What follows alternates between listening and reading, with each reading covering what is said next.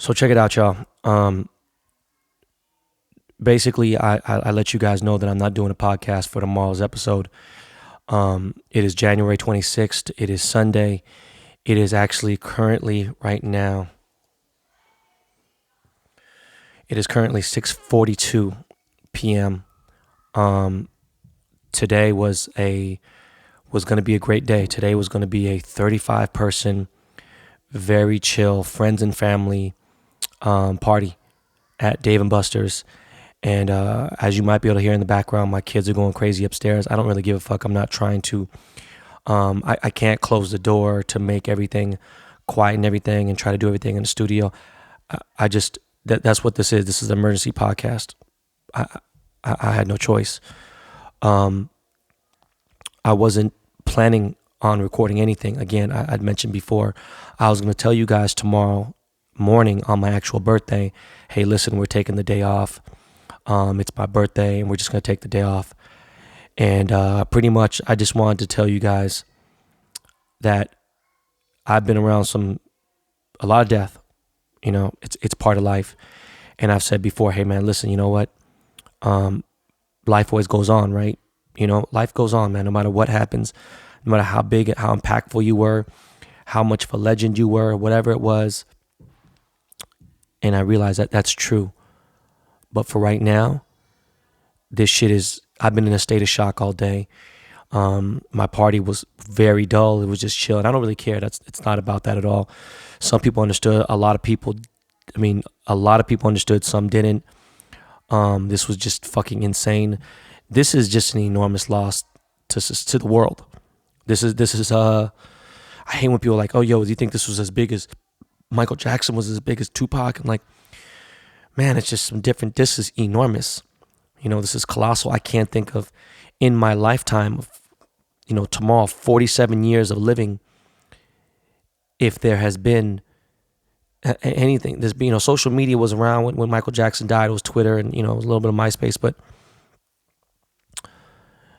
since Instagram has started, there's definitely hasn't been anything this big. I can't even think of anything. No disrespect to Nipsey. Nipsey, man, listen, dude, what a great dude. That's my boy. That's a friend. Happened to be a friend. This is not some shit like this. He was a friend. Kobe, a friend. Rest in peace, Kobe Bryant. I can't believe it. You could have gave me 1 million guesses. I don't know how long it would take to guess a million things. And that's the last thing I would have guessed to happen a day before my actual birthday. It would have been a tainted feeling. It's just weird as fuck. My son was born at 12:07 a.m. September 24th. And everyone knew. I was talking all day about it. My wife went to labor like at around, went to the hospital like around 2 o'clock, 3 o'clock. I was like, shit, man, hopefully, she's having contractions and everything. I was like, hopefully, my baby's born today, it'll be dope. And the crazy thing is Kaya's born on the 23rd of July and Ryder's born on the 23rd of May. So all my kids were 23rd pretty much, whatever after. But I'm saying, I was like, 24 is my number. I wore 24 and 42 in high school and then 42 all through college. But 24 is a number I was always been fond of. Kobe wore 8, but it's just like he was born on the 23rd. It's just these numbers. It's just weird, and I just really wanted him to be born on that 23rd just because it was Kobe's birthday. And, on some Forrest Gump shit, Kobe, he came here and he became really close with a dude from my neighborhood named Dougie D. And Dougie D was, is a legend, dog, from just the whole Mid-Wilshire, mid-city area, you know what I'm saying? Like down with, Fairfax, John Burroughs, Mansfield, the whole nine, just the whole, if you heard that Tracy Mills episode, and Dougie D had Kobe with him everywhere he went, he was just with him and the dude was from my neighborhood. And it was just crazy. So I met Kobe early on, and he's a rookie. He's 18 years old. He's coming to LA, just trying to figure things out. I was hanging out with Shaq a lot during that time. We go to Laker games and shit. And, he would see that, Shaq was he had Twism. Twism was Shaq's company. The World Is Mine. I remember going to fucking the Powerhouse. And Twism was also a record label. And Peter Guns and Lord Tariq had a song called Uptown Baby. It was one of the huge fucking songs. If you are over, or you're over 40, you remember that song was fucking enormous. It was a huge fucking song using that fucking that Steely Dan beat. And fuck, man, Miles, man, do you have a clip of that the Uptown Baby, Peter Guns and Lord Tariq? Please play that real quick, man.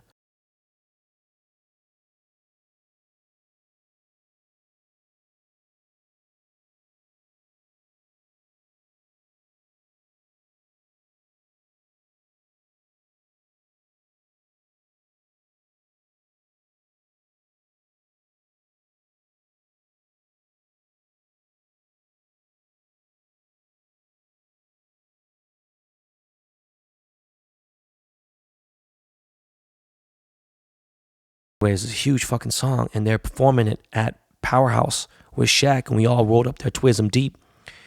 And Kobe was like, at that time Kobe was probably, it was 98, so it was like his second year, and like Kobe pulled up. He pulled up in a town car, which was weird at the time. You know what I mean? People weren't pulling up in town cars back then. It wasn't like that. It was, you had your own whips and this and that. And if you were driven, in a limo. It was just weird. He pulled up in a town car, and Kobe used to live in Playa del Rey. Kobe had a couple of different, man, so many fucking crazy little memories and shit. But I will never forget when I was head A&R at Aftermath. It was actually fucking, was it 97? Might have been 96, 97. I'm not exactly sure, man. But I remember we're at the Hollywood Roscoe's right on Wilcox, and Kobe pulls in. I have my artist. It was this group called the Nade, Serenade R&B group that we had signed to Dr. Dre had signed before I actually even got there. But and they're like, oh shit, that's Kobe. Kobe went to the prom with Brandy. It was like a big deal, whatever. And I seen Kobe, and I was like, oh shit. I was like, yo, Kobe, what's going on, man? He was like, hey, what's up, bro? And we was chopping it up, man. He was like, yo, I'm spinning in bars right now. And I was like, all right, let me hear something. So he walked over to my car. It was 97 because I had my M3. So he walked over to my M3. I had a 4-door M3, and we pulled up to the car. And I started playing some Mobb Deep instrumentals. And playing Mobb Deep instrumentals. And he just freestyling for like fucking 7-8 minutes straight. And he was spitting pretty good. It wasn't like he was trash. He was spitting bars. He was rhyming, and he was bussing. And it was crazy. And then we went inside, and we started eating, whatever. I always had a fucking number 9, you know what I'm saying? The Roscoe special. Now they call it the Obama special. And then one time, I was DJing at Granville. This was during the heydays, the heyday. This was like Studio 54 of our time. This was, ain't no clubs like this now, even though celebrities come out. It was just a different time. And celebrities can be, free. It wasn't cameras in their faces all the time. And, Kobe wasn't anywhere near the age. And I was like, don't worry about it. We're going to get you in the back.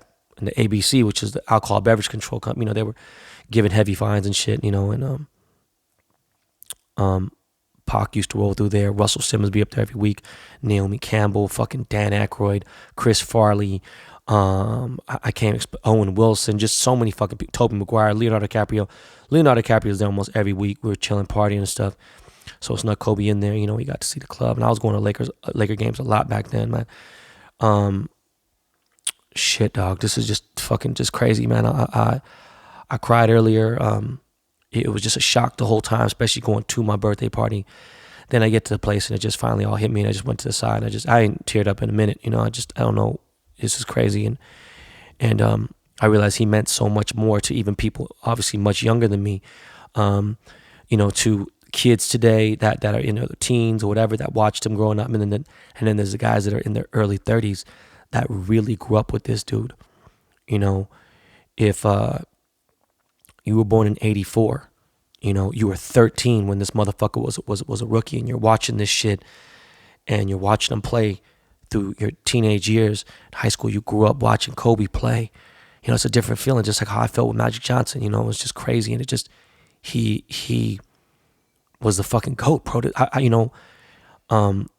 You guys have heard me mention Nike Talk. Nike Talk was one of the first forums. In fact, it was the first forum I ever joined on the internet, and it was a community of sneakerheads, and there was a lot of us. It was fucking DJ Am. It was me. It was fucking Wale. It was fuck, who else, man? Kanye used to browse it, but like a lot of real OG sneakerheads are on there. Bobby Hundreds, Croatian Style, and just Neek from Antisocial Social Club, and Nike Talk, man. This is just, it's fuck, man.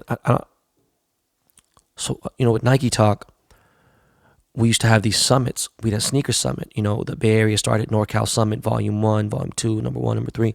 And what it was all these sneakerheads would come, bring a pair of shoes. They wear the rare shoes and they meet each other online. That's what it was. It wasn't anything weird. It was, and met with the internet. And there was a bunch of dudes like who are influential today. And we had our first Nike Summit in in Van Nuys at Balboa Park. And then we had a bunch of them, and I used to host them all the time at the Dodger games, and LRG would sponsor it. And then one fucking time, out of nowhere, I don't know fucking why, I just said, fuck it, we're just gonna buy 300. It was the first time, this is the first and only time in my entire life that I did a Nike Summit, and only 11 people showed up. It was really small, and we just bought bleacher seats. We're up in the fucking nosebleeds. And it was the fucking game that Kobe scored 81. Like, I was in the building. I got goosebumps thinking about it. It's fucking crazy. I was physically there and I'd never been in the nosebleeds in my life. It was the first and last time I was in the nosebleeds, and it was just a legendary moment. He brought the 3P to our city, and for those of you who know how big of a Laker fan I am, I really try to downplay it. I watch everything. Don't talk about it all the time. I like to talk about things that I really understand and know. I don't like to speak about something I don't know. And I was so deep in the Seahawks this season. I was like, it's obviously been different. I'm obviously not a huge LeBron fan, but who fucking knows now? I don't even remember the exact specific reason. There's a bunch of little small things, but I can't remember the exact reason why I even fucking hate LeBron. And today I'm like, fucking, who cares? Kobe, he's gone, man. That's it. And me being a father with a daughter, like, I'm trying to teach Lena how to play basketball now. And hopefully he's good. I don't know. I don't really have those aspirations for him. I just want him to be happy. But, watching these videos and the fact that there's so much information, because I have so many mutual friends with Kobe. And, for whatever reason, he doesn't have, I'm sure, a ton of friends. I don't either. But there's 1 degree of separation between, me and him. And this ain't about me. I'm not making it about me for some of you miserable cocksucker piece of shit motherfucking dumb stupid people. I had some dumbass bitch say something. This bitch is a fucking bitch. You got nothing else to do but sell your pussy on Twitter, and like, you ain't doing shit with your life. You have an OnlyFans page. That's what you proud of, bitch. And I'm basically reflecting on a friend of mine I met to LA, who was super fucking impactful to my city, to me and my life, to my favorite team of all time, of all sporting, of anything in pro sports. I've never loved anything more than the Lakers.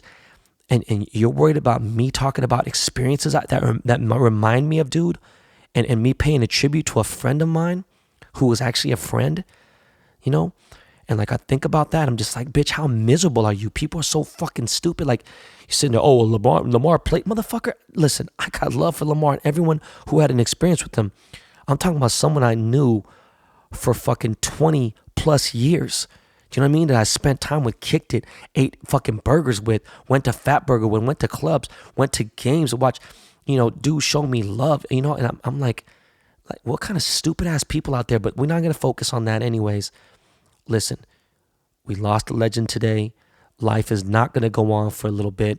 Don't know if I'm going to post a fucking, I wanted to post this speed of light thing because I was going to call out Jarvis, but it's just like, man, I think the Murakami piece got to wait.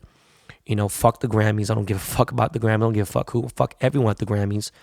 Of course, it's like, oh, we pay tribute, but and they got to do what they got to do. But listen, man, like, if I was invited tonight and it's whatever, I wouldn't fucking go. Period.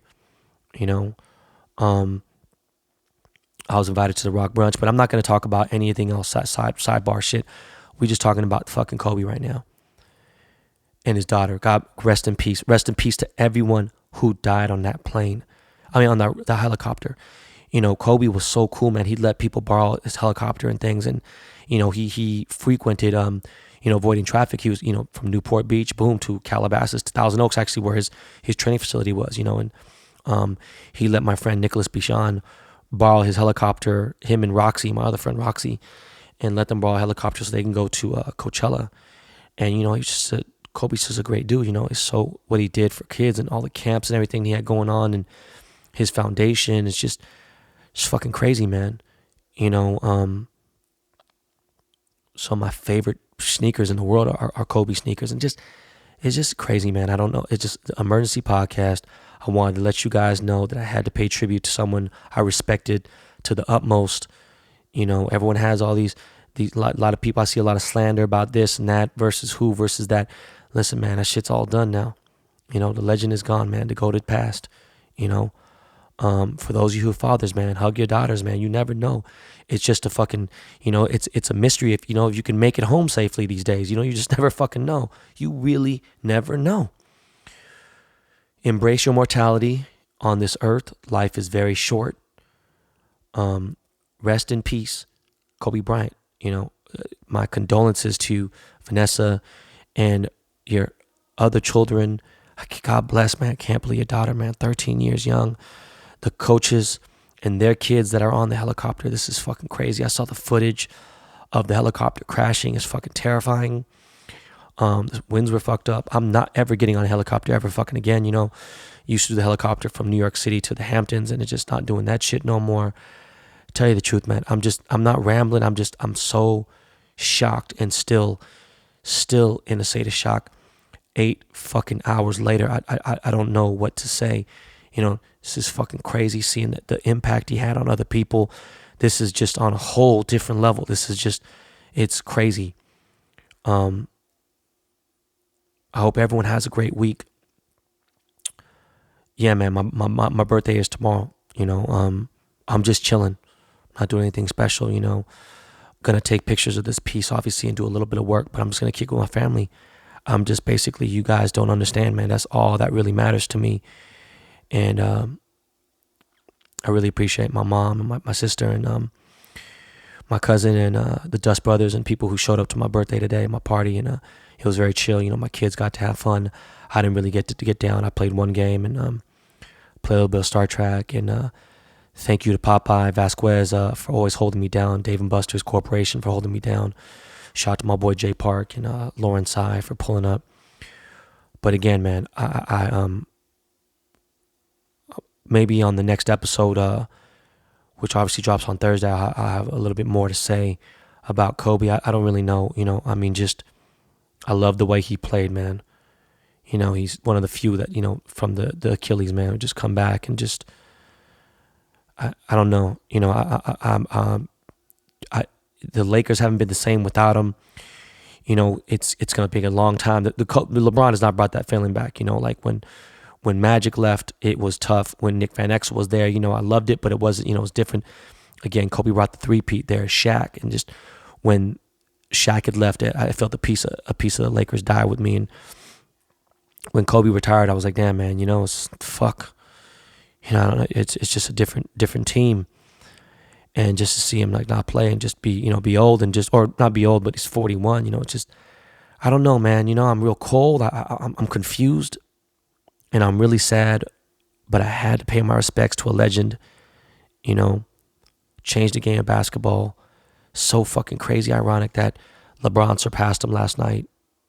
And, but the fours, you know, the fours are always there, always the threes. You know, he was number 3 in the top scorer, and now he's number 4. I don't know. Listen, guys, man.